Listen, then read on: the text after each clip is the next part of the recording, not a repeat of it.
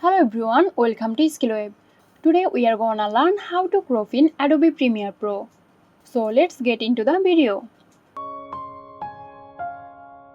Begin by opening Adobe Premiere Pro and importing the video footage you want to edit. Now find the crop effect in the Effects panel. Simply drag and drop it onto the video clip in the timeline.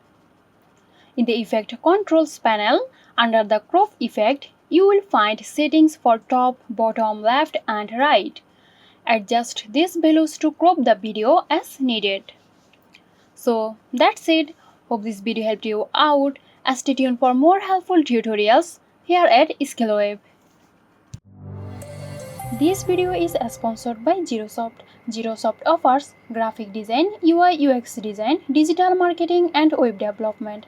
Elevate your brand with Zerosoft today. For more details, check the description box.